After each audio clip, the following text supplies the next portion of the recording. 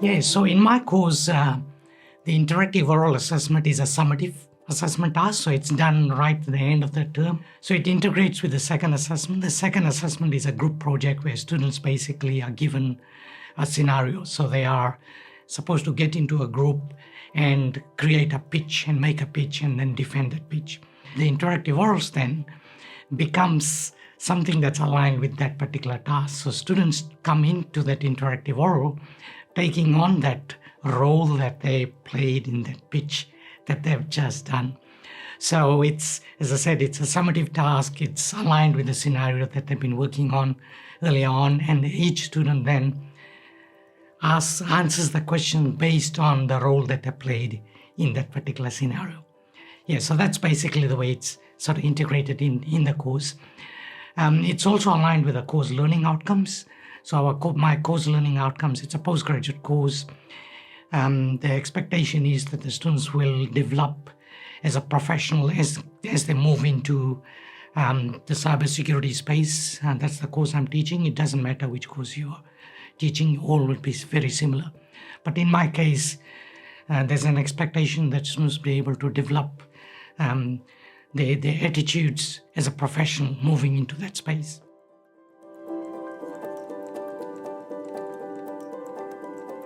I've tried to integrate this assessment in my course, as I mentioned, because it provides the authenticity of learning compared to many other types of assessments that I've used in the past.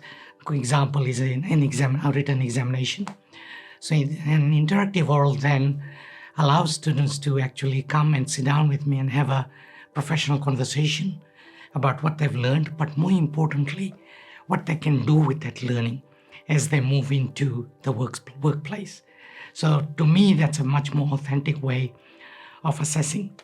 But also as we move into the more online space with artificial intelligence and the challenges to academic integrity, whilst that wasn't my primary objective, I think interactive oral provides a much higher level of assurance of learning. So as an educator, as an assessor, I'm a lot more confident that my students are able to demonstrate what they have learned and how they can use it as they move into the workplace.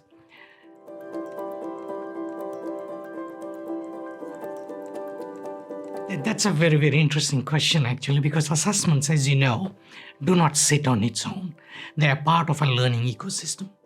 So if you do not design or do not change anything else in your course and you plug in an interactive oral assessment, it's most probably will not work very well. So you need to look at everything. You've got to start with your course learning outcomes, make sure that the course learning outcomes aligns with the program learning outcomes in the first place, but also what the industry expects or the students' expectations are as they progress through our study program. In that sense, you need to sort of, if you look at this assessment as a holistic thing.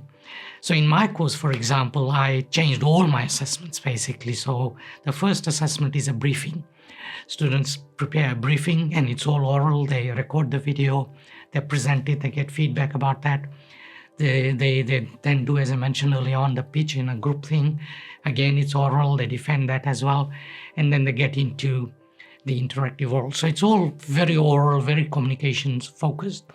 But significantly what happens within each workshop, within each class is very, very important because all the classes are very, very interactive.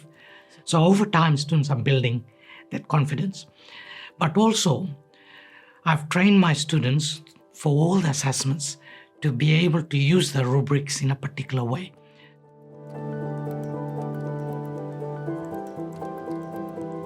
A lot of people probably are unsure how it's going to work or how it's going to come together, how you bring it all together.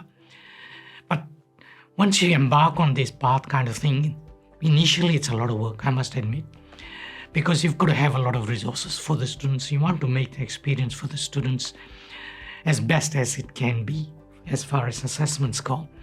So you have to have, as I mentioned, the rubrics prepared. You've got to test the rubrics with other people, with colleagues. You've got to prepare the exemplar videos. You've got to test that with your colleagues before giving it to your students as well. You've got to have the scenario. You've got to have the script. So there's a whole lot of resources that goes into setting this assessment up. But now that I've done it, I'm very confident that come next term, next year, for example, I'd be able to basically use the vast majority of the resources that I've created and basically run with that. The scenarios would change, the questions would change as well. But the biggest challenge I found for me certainly was not reverting to that exam style question. Can you answer this? What does this mean? So the questioning style changes a little bit because you want it to be more aligned with your learning outcomes rather than the content of the course directly. The questions are very similar, but the style of asking that question is very different. And that's why it's very, very important to pilot those questions with colleagues, test it out, go back to your learning outcomes to see whether it matches or not. But as I said, once you've done it one round, you become confident.